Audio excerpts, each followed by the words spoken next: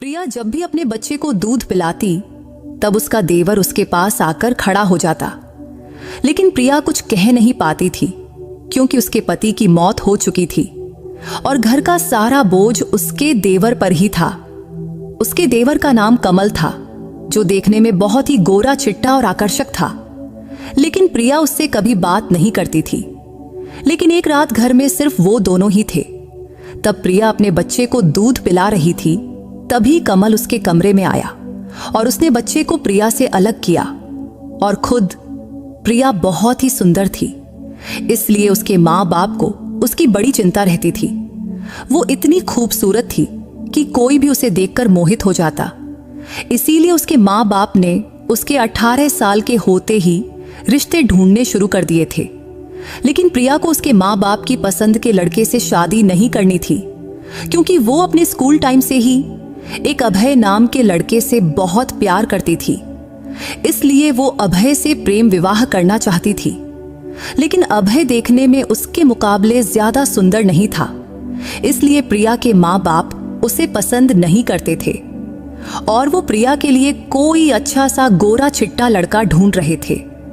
वैसे प्रिया के पिता का स्वभाव बहुत सख्त था, इसलिए उन्होंने प्रिया से पहले ही कह दिया था कि अगर तूने अभय से शादी की तो इस घर के दरवाजे तेरे लिए हमेशा के लिए बंद हो जाएंगे। वहीं अभय के घर वाले इस शादी से खुश थे। अभय की माँ कहती थी कि प्यार करना कोई गुनाह थोड़े है। अभय के घर में वह, उसकी माँ और उसका छोटा भाई कमल रहते थे। प्रिया चाहती थी कि उसकी शादी अभय से शांतिपूर्वक हो और दोनों परिवारों की रजामंदी से हो, लेकिन ऐसा नहीं हुआ। इसलिए किसी वजह से उसे अपने परिवार के खिलाफ जाकर शादी करनी पड़ी। शादी करके जब वो अभय के घर पहुंची तो उसकी सासू ने उससे दिलासा दिया, बेटी तू बिल्कुल चिंता मत कर, धीरे धीरे सब ठीक हो जाएगा। लेकिन प्रिया की सासू माँ को यह भी पता था कि प्रिया के पिता का गुस्सा कभी नहीं जाएगा, क्योंकि प्रिया की एक छोटी बहन थी, उसका नाम था रिया, और उसके पिता चाहते थे कि प्रिया की जल्दी से किसी अच्छे लड़के से शादी हो, फिर रिया की। लेकिन प्रिया के प्रेम विवाह से अब रिया की शादी में मुश्किलें आ सकती थीं, जबकि प्रिया सोचती थी कि अभय से शादी करके वो खुशहाल जिंदगी बिताएगी। लेकिन उसे क्या पता था कि उसके नसीब में कुछ और ही लिखा था। प्रिया और अभय की शादी से उसकी सासू माँ बहुत खुश थी, इसलिए उन्होंने पूरे घर को फूलों और लाइटों से सजा दिया था। घर में प्रिया का बड़ा जोरदार से स्वागत हुआ, लेकिन फिर भी उसके मन में अंदर से बड़ी बेचैनी थी। वैसे हर लड़की की शादी से पहले ये डर रहता है कि ससुराल वाले कैसे होंगे, और प्रिया ने तो परिवार के खिलाफ जाकर ये शादी की थी। और शादी से पहले प्रिया की सासू माँ से उसकी एक बार मुलाकात हुई थी, लेकिन फिर प्रिया ने खुद को तसल्ली दी कि जो होगा अच्छा ही होगा। अभय मध्यम वर्ग के परिवार से था, लेकिन जब प्रिया शादी करने अपने ससुराल पहुंची तो उसकी सासू माँ और देवर ने उसका बड़े प्यार से स्वागत किया। इस तरह प्रिया की अभय से शादी का सपना पूरा हो चुका था और अब उसकी सुहाग रात थी। तो प्रिया के मन में हर लड़की की तरह ढेर सारी इच्छाएं थीं और आज वो सब पूरी होने वाली थी। जब प्रिया कमरे में जाने वाली थी तभी उसकी सासू माँ ने उसके हाथ में दूध का गिलास थमाया और कहा, ये हमारी रीत है, अभय आएगा तो दोनों मिलकर पीना। तब प्रिया को अपनी सासू माँ की बात समझ आ गई तो वो शर्माकर हामी भर दी। फिर वो कमरे में चली गई। अंदर जाकर देखा तो पूरा कमरा फूलों से सजा हुआ था। तो उसने दूध का गिलास टेबल पर रखा और बिस्तर पर जाकर बैठ गई। भले ही प्रिया की अभय से प्रेम विवाह हुई थी, लेकिन उसके मन में थोड़ा बहुत डर तो था ही। हालांकि शादी से पहले वो अभय से खूब बातें किया करती थी, लेकिन आज उसे समझ नहीं आ रहा था कि क्या कहे। तब प्रिया अपने पति अभय के कमरे में आने का इंतजार कर रही थी। वो चुपचाप बिस्तर पर बैठी थी, लेकिन उसके मन में कई सारे ख्याल चल रहे थे। थोड़ी देर बाद अभय कमरे में आया। उसे देखते ही प्रिया के दिल की धड़कनें तेज हो गईं। माथे पर पसीना छलकने लगा। आते ही अभय धीरे से उसके पास आकर बैठ गया और बोला, क्या हुआ प्रिया, आज तू बहुत घबराई हुई लग रही है। तब अभय समझ गया था कि प्रेम विवाह होने के बावजूद भी प्रिया के मन में परिवार की चिंता थी, इसलिए उसने प्रिया का हाथ पकड़ा और कहा, मैं तुझे वचन देता हूं प्रिया, मैं पूरी जिंदगी तेरे साथ रहूंगा और तुझे हमेशा खुश रखने की पूरी कोशिश करूंगा और तेरी आंखों में एक भी आंसू नहीं आने दूंगा। अभय की बातें सुनकर प्रिया उसे बड़े प्यार से देखने लगी थी, क्योंकि अभय की आंखों में उसके लिए अपार प्यार दिख रहा था। इसलिए अब उसके मन का डर भी कहीं गायब हो गया था। तभी अभय ने उसे गले लगाया और लाइट बंद कर दिया। फिर अभय ने अपना होंठ प्रिया के होंठों पर रख दिया। इसके बाद दोनों ने एक दूसरे से ऐसा प्यार किया जिसे शब्दों में बयां करना मुश्किल है। अगली सुबह कमरे के दरवाजे पर ठक ठक की आवाज से प्रिया की नींद टूटी, तो उसने दरवाजा खोला तो सामने उसकी सासू मां खड़ी थीं। उसकी सासू मां ने कहा, प्रिया बेटी, आज चेहरा दिखाने की रस्म है, जल्दी तैयार होकर नीचे आ जाओ और हां, अभय को भी उठा देना। सासू मां के जाने के बाद प्रिया ने दरवाजा बंद किया और अभय को उठाने लगी, लेकिन अभय को आज नींद से उठने का बिल्कुल मन नहीं था। तो वो बोला, प्लीज प्रिया, थोड़ा और सोने दो ना, तू भी आ जा और सो जा। ये कहते हुए उसने प्रिया को फिर से अपनी बाहों में खींच लिया। तभी प्रिया ने हड़बड़ाते हुए कहा, नहीं नहीं, मां अभी आई थी, कह रही थी कि चेहरा दिखाने की रस्म शुरू करनी है, इसलिए हमें जल्दी तैयार होकर नीचे जाना पड़ेगा। तब उसने एक सांस में सब बता दिया। लेकिन अभय आज कुछ ज्यादा ही रोमांटिक मूड में था, इसलिए उसने प्रिया की एक न सुना और उसे फिर से बिस्तर पर खींच लिया और अपना प्यार लूटाने लगा। थोड़ी देर बाद उसने प्रिया को छोड़ा। तब प्रिया नहाने चली गई। नहाकर लौटी तो उसने एक सुंदर सी साड़ी पहनी। फिर अभय भी नहाकर तैयार हो गया। फिर दोनों हॉल में पहुंचे। वहां सारे मेहमान उनकी प्रतीक्षा कर रहे थे। पहले दोनों ने साथ में नाश्ता किया, फिर चेहरा दिखाने की रस्म शुरू हुई। प्रिया को देखने वाली हर औरत उसकी खूबसूरती की तारीफ कर रही थी। रस्म के दौरान प्रिया ने गौर किया कि उसका देवर कमल उसे कुछ अजीब नजरों से देख रहा था, लेकिन उसने सोचा शायद ये उसका वहम होगा, क्योंकि उसने आज पहली बार उसे ठीक से देखा था। प्रिया का वो दिन बहुत ही व्यस्त था, लेकिन वो बहुत खुश थी, क्योंकि उसने शादी को लेकर जो सपने देखे थे वो आज पूरे होते दिख रहे थे। क्योंकि प्रिया के मन में हमेशा एक डर रहता था कि कहीं उसके इस सुख को किसी की नजर न लग जाए, लेकिन उसने कभी नहीं सोचा था कि उसका ये डर सच हो जाएगा। वैसे अभय को अक्सर ऑफिस के काम से दूसरे शहर जाना पड़ता था। हालांकि तब शादी के बाद सब कुछ ठीक चल रहा था, लेकिन शादी के 7 महीने बाद अभय एक बार फिर ऑफिस के काम से बाहर गया हुआ था। लेकिन रास्ते में उसका एक भयानक हादसा हो गया, जिसमें उसकी मौके पर ही मौत हो गई। वो दिन प्रिया के लिए जिंदगी का सबसे काला दिन था। ये खबर सुनते ही प्रिया का होश उड़ गया। तब उसे यकीन ही नहीं हो रहा था कि अभय अब इस दुनिया में नहीं रहा, क्योंकि उसका मन ये मानने को तैयार ही नहीं था। क्योंकि अभय तो हमेशा कहता था कि वो इस रिश्ते को 7 जन्मों तक निभाएगा, फिर वो उसे इतनी जल्दी कैसे छोड़ सकता था। उस शाम को जब अभय का पार्थिव शरीर घर लाया गया तो उसे देख प्रिया का दिल टुकड़े टुकड़े हो गया। उसकी सासू भी अपने बेटे के लिए फूट फूट कर रो रही थी। प्रिया के मायके वालों को जब ये खबर मिली तो पुरानी बातें भूलकर वो भी अभय के अंतिम संस्कार के लिए आए। तब प्रिया रोते रोते अपनी माँ बाप से कह रही थी, माँ, आपके आशीर्वाद के बिना मेरी शादी सफल नहीं हो सकी। उसके माँ बाप ने उसे गले लगाते हुए कहा, नहीं बेटी, माँ बाप अपने बच्चों से चाहे कितना भी नाराज हों, वो उन्हें कभी बद्दुआ नहीं देते। लेकिन ये भी सच है कि नसीब में जो लिखा है उसे कोई बदल भी नहीं सकता। फिर सभी की मौजूदगी में अभय का अंतिम संस्कार पास के श्मशान में किया गया। इसके 3 दिन बाद प्रिया के माँ बाप अपने घर जाने की तैयारी करने लगे। जाते वक्त उन्होंने प्रिया को गले लगाया और विदा लिया। विदा लेते हुए प्रिया के माँ बाप उसे आशीर्वाद देकर अपने घर चले गए। इसके बाद अगले 3 हफ्ते बीत गए। 3 हफ्ते बाद प्रिया के माँ बाप फिर से उससे मिलने आए। उस वक्त प्रिया अपनी कमरे से बाहर निकल रही थी। तभी अचानक उसे चक्कर आया और वो बेहोश होकर गिर पड़ी। जब प्रिया को होश आया तो वो अस्पताल में थी। होश में आते ही डॉक्टर ने उसे देखकर कहा, प्रिया, आज से तुझे अपनी सेहत का खास ख्याल रखना होगा, क्योंकि तुम अब मां बनने वाली है। ये खबर सुनकर प्रिया को समझ नहीं आया कि वो खुश हो या दुखी। हालांकि तब पहले तो वो खुशी से फूली नहीं समाई, लेकिन फिर उसे ख्याल आया कि उसके होने वाले बच्चे को पिता का सहारा नहीं मिलेगा। यही सोचकर उसके माँ बाप भी उदास दिख रहे थे। लेकिन प्रिया की सासू माँ ये सुनकर बहुत खुश थी। तभी वो प्रिया के पास आई और बोली, बेटी, ये बच्चा मेरे बेटे की आखिरी निशानी है, इसलिए तू अब अपनी और इस बच्चे की अच्छे से देखभाल करना।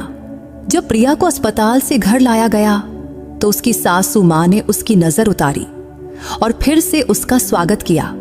इतने दिनों बाद उसकी सासू माँ के चेहरे पर हंसी देख प्रिया का मन भी खुश हो गया। लेकिन जब प्रिया के माँ बाप उसे अपने साथ ले जाने आए तो ये खुशी का माहौल दुख में बदल गया। तब प्रिया के माँ बाप ने कहा, प्रिया, तू अभी बहुत छोटी है, तेरे सामने पूरी जिंदगी पड़ी है और अकेले इस बच्चे को पालना तेरे लिए बहुत मुश्किल होगा, इसलिए तू इस बच्चे का गर्भपात कर दे। इसके बाद हम तेरा फिर से किसी अच्छे घर में ब्याह कर देंगे। ये सुनकर उसकी सासू माँ का चेहरा लटक गया। फिर वो बोली, ये बच्चा मेरे बेटे की आखिरी निशानी है। प्रिया बेटी, तू गर्भपात मत करना। तब अपनी सासू माँ का अपने बेटे के लिए प्यार देख प्रिया के मन में भी अपने बच्चे के लिए ममता जाग उठी। फिर उसने अपने माँ बाप से कहा, भले ही अभय अब नहीं है, लेकिन मैं ये घर कभी नहीं छोड़ूंगी और मैं अपनी बाकी जिंदगी अपने बच्चे के सहारे बिताऊंगी। इस पर प्रिया के पिता गुस्से में बोले, तू अभी बहुत छोटी है, इसलिए अकेली औरत के लिए इतने छोटे बच्चे को पालना आसान नहीं, क्योंकि आगे चलकर इस बच्चे की पढ़ाई और खर्चे तू अकेले कैसे संभालेगी। ये सुनकर उसकी सासू माँ बोली, समधी जी, आप इसकी जरा भी चिंता मत करो। अगर ये बच्चा इस दुनिया में आया तो मैं अपने छोटे बेटे कमल की शादी प्रिया से करवा दूंगी। ये सुनकर प्रिया हैरानी से अपनी सासू माँ की तरफ देखने लगी, क्योंकि उसने कभी नहीं सोचा था कि उसकी जिंदगी उसे इस मोड़ पर लाएगी। लेकिन अब उसके पास कोई और रास्ता भी नहीं था। ये सुनकर प्रिया के माँ बाप भी संतुष्ट हो गए और बोले, ठीक है, अगर प्रिया की शादी आपके छोटे बेटे से हो रही है तो हमें कोई ऐतराज नहीं। ये कहकर उन्होंने प्रिया को आशीर्वाद दिया और अपने घर चले गए। अपने माता पिता के जाने के बाद प्रिया चुपचाप अपने कमरे में गई और अभय को याद करके रोने लगी। अब वो सोच रही थी कि अगर आज अभय जिंदा होता तो अपने बच्चे की खबर सुनकर कितना खुश होता, लेकिन उसके नसीब में ऐसा कुछ लिखा होगा ये उसने कभी नहीं सोचा था। लेकिन अब उसे अपने बच्चे के लिए जीना था। ये सोचकर प्रिया ने अपनी सेहत का ज्यादा ख्याल रखना शुरू किया। वो पौष्टिक खाना खाने लगी और फिट रहने के लिए हल्का फुल्का व्यायाम भी करने लगी। चूंकि अभय के जाने के बाद अब घर का खर्च उसका देवर कमल उठा रहा था। वो एक बड़ी मल्टीनेशनल कंपनी में काम करता था और उसकी तनख्वाह भी अच्छी थी। हालांकि प्रिया उससे ज्यादा बात नहीं करती थी, क्योंकि वो हमेशा अपने काम में व्यस्त रहता था। लेकिन कमल को देखकर प्रिया के मन में कई बार सवाल उठता कि क्या सचमुच वो उससे शादी करेगा। लेकिन अभी उसके मन में कमल के लिए कोई भावना नहीं थी। तब वो सिर्फ अपने बच्चे के लिए ये शादी करने को तैयार थी। उसके प्रेगनेंसी के दौरान उसकी सासू माँ दिन रात प्रिया की सेवा करती थी। वो उसे घर का कोई काम नहीं करने देती थी। ऐसे ही 9 महीने बीत गए और प्रिया की डिलीवरी का दिन आ गया। फिर उसने एक प्यारे से बेटे को जन्म दिया। अपने नन्हे नातू को देख प्रिया की सासू माँ की खुशी का ठिकाना नहीं रहा। उन्होंने पूरे मोहल्ले में पेड़े बंटवाए। 5 दिन बाद जब प्रिया को अस्पताल से घर लाया गया तो उसकी सासू माँ ने उसका और नातू का फिर से बड़े प्यार से स्वागत किया। बेटे के जन्म की खुशी में प्रिया के माँ बाप भी उससे मिलने आए। वो अपने साथ प्रिया के लिए साड़ी और बच्चे के लिए ढेर सारे कपड़े और खिलौने लाए। ये सब देख प्रिया बहुत खुश हुई, लेकिन फिर वो अभय की याद में खो गई और वो सोचने लगी कि अगर आज अभय होता तो वो भी अपने बेटे के लिए ढेर सारे कपड़े और खिलौने लाता। ये सोचते हुए उसकी आंखों से आंसू बहने लगे। तभी प्रिया के माँ बाप ने उसकी सासू माँ से कहा, अब प्रिया की डिलीवरी हो चुकी है, तो जैसा आपने कहा था, अब आप अपने छोटे बेटे कमल की शादी प्रिया से करवा दीजिए। इस पर प्रिया की सासू मां ने जवाब दिया, आप लोग बिल्कुल चिंता ना करें, मुझे अपना वादा भली भांति याद है, क्योंकि प्रिया की सासू मां ने कहा था कि वो जल्द ही प्रिया की शादी अपने छोटे बेटे कमल से करवा देंगी। इसके बाद कुछ दिन ऐसे ही बीत गए, लेकिन अब प्रिया को चिंता सताने लगी कि कहीं ऐसा ना हो कि कमल इस शादी से मना कर दे, क्योंकि प्रिया ने आज तक कमल के मुंह से अपनी शादी के बारे में कुछ नहीं सुना था। ये बात उसने सिर्फ अपनी सासू मां के मुंह से ही सुनी थी।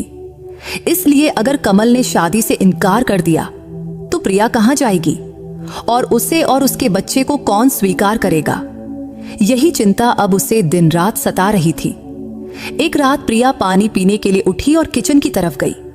तभी उसे अपनी सासू मां के कमरे से बातचीत की आवाज सुनाई दी।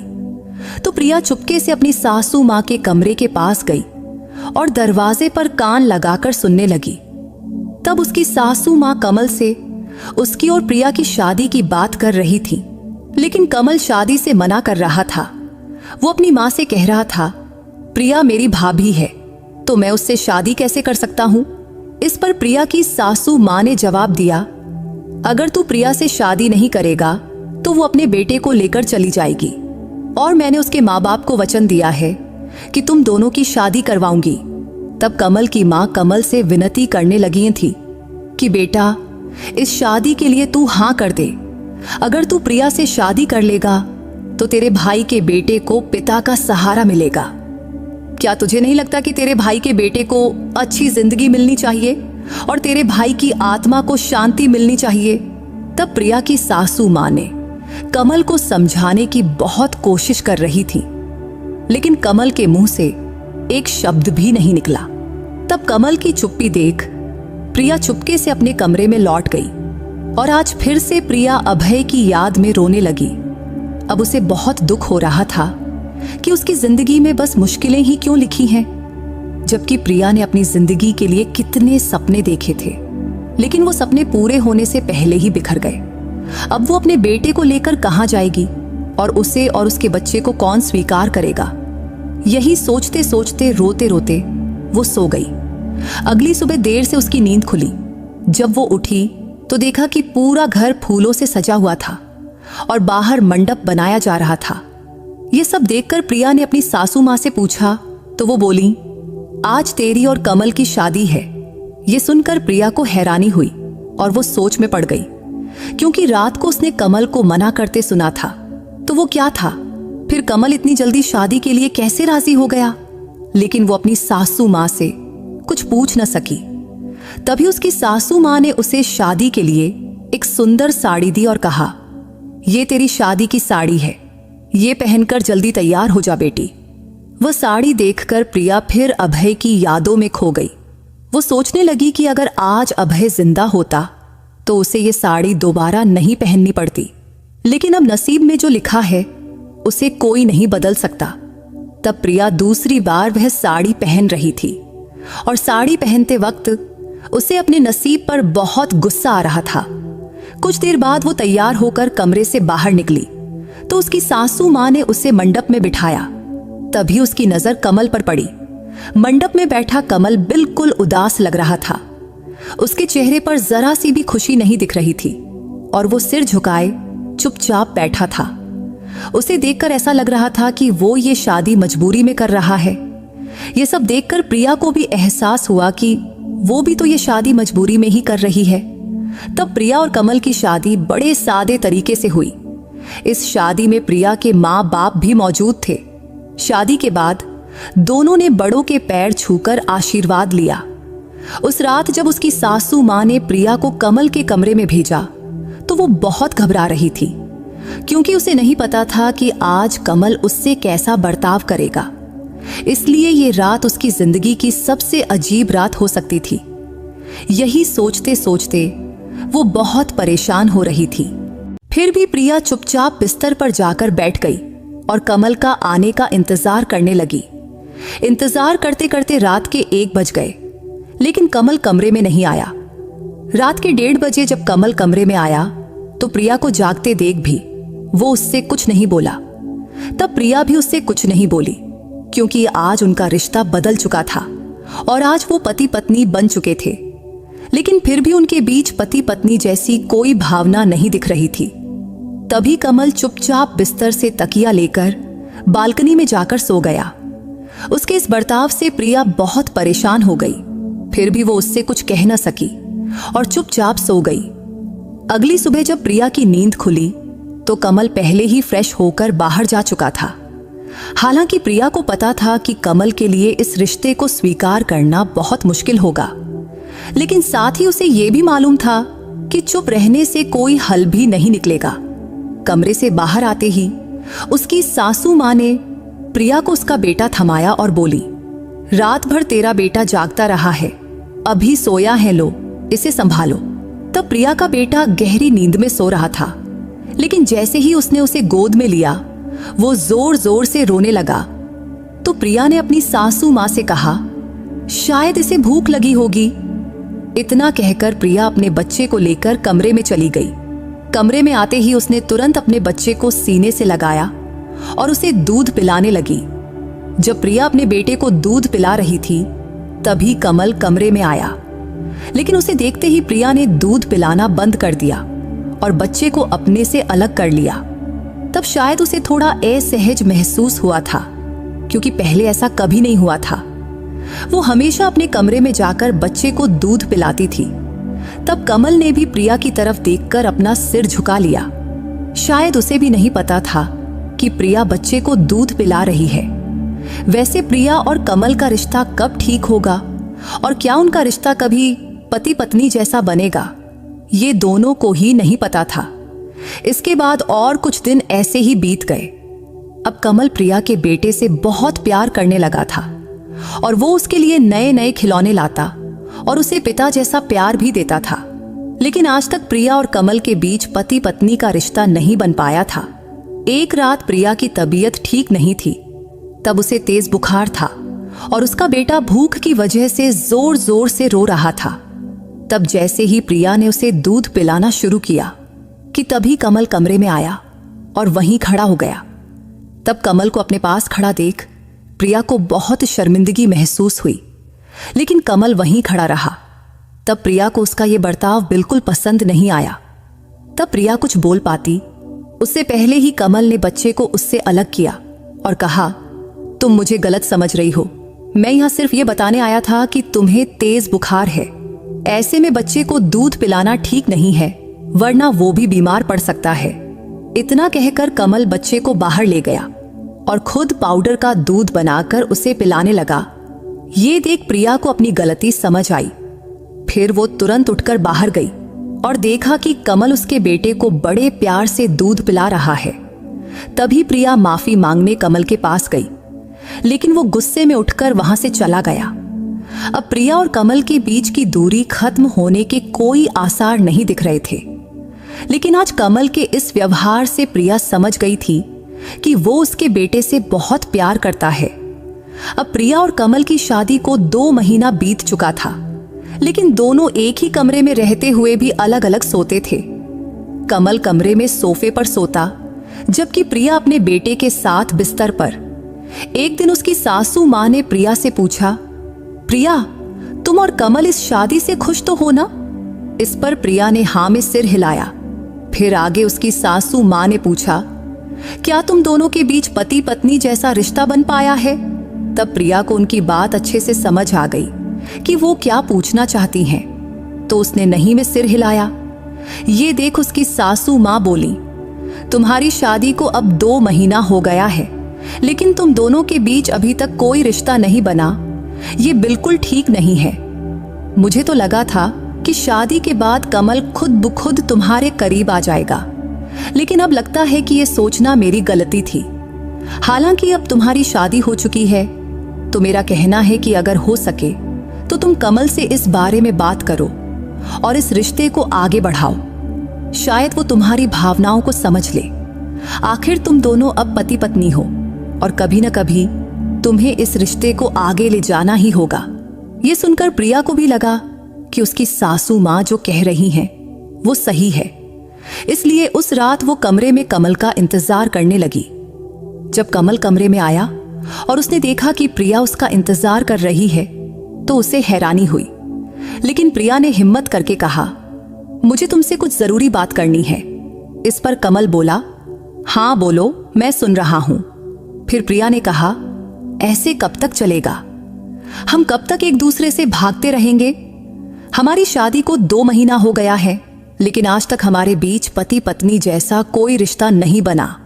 ये सुनकर कमल गुस्से में बोला, मैंने ये शादी मां के कहने पर की है, ताकि तुम मेरे भाई के बेटे को मां से दूर न ले जाओ। इतना सुनते ही प्रिया ने कमल का हाथ पकड़कर उसे समझाने की बहुत कोशिश की, लेकिन उसने उसका हाथ झटक दिया और बोला, मुझे दोबारा कभी छूने की कोशिश मत करना। मैंने ये शादी सिर्फ मेरे भाई के बेटे के लिए की है, ताकि मैं उसे पिता का प्यार दे सकूं। इसके अलावा मैं इस रिश्ते को कभी इससे आगे नहीं ले जा सकता। इतना कहकर कमल गुस्से में कमरे से बाहर निकल गया। तभी उसकी मां ने उसका हाथ पकड़ा और उसे वापस कमरे में ले आई। दरअसल जब कमल और प्रिया बात कर रहे थे तब उसकी सासू मां बाहर खड़ी थी और उन्होंने उनकी सारी बातें सुन ली थीं। तब प्रिया की आंखों से आंसू बह रहे थे। वो सोच रही थी कि उसकी जिंदगी ने उसे किस मोड़ पर लाकर खड़ा कर दिया है। फिर उसने अपने आंसू पोंछे और फैसला किया कि अब वो इस घर में नहीं रहेगी।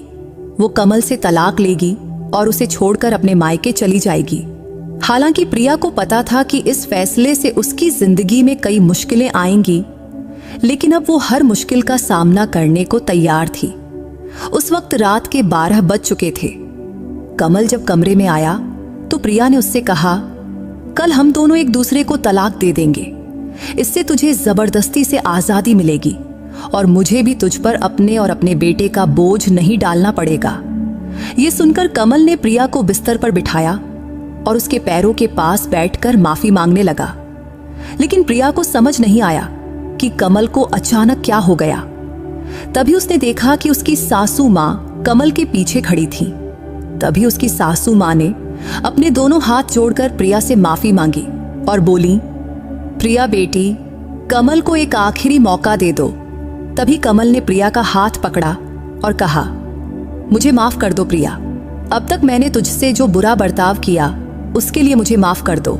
तुम जानती है कि तुम मेरे बड़े भाई की पत्नी थी और मेरी भाभी थी, इसलिए मैं अपने मन को तुझे पत्नी के रूप में स्वीकार करने के लिए मना नहीं पाया। लेकिन अब से मैं इस रिश्ते को आगे बढ़ाने की पूरी कोशिश करूंगा। शायद इसमें मुझे थोड़ा वक्त लगे। तब यह कहते हुए कमल की आंखों से आंसू बह रहे थे। तब वो अपने बड़े भाई अभय को याद करते हुए बोला, अगर आज भाई जिंदा होते तो ये सारी मुश्किलें न आती। शायद आज हम अपनी अपनी जिंदगी में खुश होते। तब अभय का नाम सुनकर प्रिया की भी आंखें भर आईं। फिर उसने कमल से कहा, ठीक है, मैं तुम्हें एक मौका जरूर दूंगी, लेकिन जब तक हम पति पत्नी का रिश्ता पूरी तरह स्वीकार नहीं करते तब तक हम दोस्ती का रिश्ता तो निभा ही सकते हैं। क्योंकि जब तक हम एक दूसरे से बात नहीं करेंगे तब तक एक दूसरे को समझ नहीं पाएंगे, क्योंकि हमारे न बोलने की वजह से ही हमारे बीच दूरियां बनी हैं। तभी उसकी सासू मां आगे बढ़ी और प्रिया के माथे को चूमकर बोली, बेटी, तुम दोनों पति पत्नी के रिश्ते में आगे बढ़ो और खुश रहो। मुझे इससे ज्यादा और क्या चाहिए? बस मेरे बच्चे सुखी रहें, यही काफी है। इसके बाद उसकी सासू मां कमरे से बाहर चली गई। फिर कमल और प्रिया भी अपने कमरे में सो गए। इसके बाद कमल का व्यवहार धीरे धीरे बदलने लगा था, क्योंकि अब दोनों एक दूसरे से बात करने लगे थे। फिर जल्द ही प्रिया और कमल के बीच की दूरियां खत्म हो गईं और वो दोनों धीरे धीरे एक दूसरे के करीब आने लगे। एक दिन कमल प्रिया को बाहर घुमाने ले गया। तब पहली बार प्रिया कमल के साथ उसकी बाइक पर बाहर घूमने गई थी। उस दिन कमल कभी बाइक धीरे चलाता तो कभी अचानक तेज रफ्तार में ब्रेक मार देता। जब वो तेज रफ्तार में ब्रेक मारता तो उनके बीच का फासला कम हो जाता और प्रिया उसके करीब आ जाती। लेकिन जब प्रिया की नजर बाइक के शीशे पर पड़ी तो उसने कमल के चेहरे पर एक शरारती मुस्कान देखी। मुस्कान देख उसे समझ आ गया कि वो ये सब जानबूझकर कर रहा है। तो अब प्रिया ने भी उसे पीछे से जोर से पकड़ लिया ये देख कमल के चेहरे पर एक अलग ही खुशी छा गई। उस शाम को जब वो दोनों घर लौटे तो प्रिया दौड़कर घर के अंदर गई, लेकिन उसने देखा कि घर में कोई नहीं है, तो उसे अपने बेटे की चिंता होने लगी। वहीं कमल उसे पीछे से पुकार रहा था। जब कमल उसके पास आया तो प्रिया ने पूछा, मेरा बेटा कहाँ है? तो कमल ने जवाब दिया, तुम उनकी जरा भी चिंता मत करो प्रिय, माँ और बच्चे वो दोनों मासी के घर गए हैं और कल सुबह तक वापस आ जाएंगे। इसके बाद कमल प्रिया को अपने कमरे की ओर ले गया। तब कमरे का दरवाजा खोलते ही प्रिया ने देखा कि पूरा कमरा फूलों से सजा हुआ था। यह देखकर वो हैरान भी हुई और खुश भी। तब उनका कमरा बिल्कुल उसकी सुहागरात वाले कमरे की तरह ही सजा हुआ था। तो दोनों ने एक दूसरे का हाथ पकड़ा और कमरे में दाखिल हुए, क्योंकि आज की रात उनके लिए बहुत खास थी। कमरे में जाने के बाद कमल ने प्रिया से कहा, मैं आज तुझे जानबूझकर बाहर घुमाने ले गया था ताकि मैं ये सब सरप्राइज प्लान कर सकूं। तब कमल की बात सुनकर प्रिया बहुत खुश हुई, लेकिन कमल अब हर बात पर धीरे धीरे प्रिया के करीब आ रहा था। लेकिन प्रिया ने उसे हल्का सा धक्का दिया और उससे दूर हट गई, क्योंकि उसे कमल की नजरों का मतलब समझ आ गया था। प्रिया और कमल की शादी को अब 3 महीने बीत चुके थे। तब जाकर उनके बीच असली पति पत्नी के रिश्ते की शुरुआत हुई थी। कमल ने प्रिया का हाथ जोर से पकड़ा और कहा, इस रिश्ते को मैं मरते दम तक निभाऊंगा। प्रिया ने कमल के मुंह पर हाथ रखकर कहा, प्लीज कमल, अब से कभी मरने की बात मत करना। ये कहते हुए उसकी आंखों में आंसू आ गए। तभी कमल ने कहा, ठीक है बाबा, अब से ऐसा कुछ नहीं बोलूंगा जिससे तुम्हारी आंखों में आंसू आए। मैं ये नहीं कह सकता कि जो हुआ उसे भूल जाओ, लेकिन मैं वचन देता हूं कि अब से तुम्हारी आंखों में एक भी आंसू नहीं आने दूंगा। इतना कहकर कमल ने प्रिया को अपनी बाहों में लिया और कमरे की लाइट बंद कर दिया। आज उनकी जिंदगी की नई शुरुआत हुई थी, क्योंकि उनके बीच की दूरियां अब प्यार में बदल गई थीं और दोनों इतने करीब आ चुके थे कि एक दूसरे के दिल की धड़कनें साफ सुनाई दे रही थीं। तो दोस्तों, अगर आपको प्रिया की ये कहानी पसंद आई हो तो इस वीडियो को लाइक और चैनल को सब्सक्राइब करना मत भूलना। फिर किसी नई कहानी में मुलाकात होगी। बाय।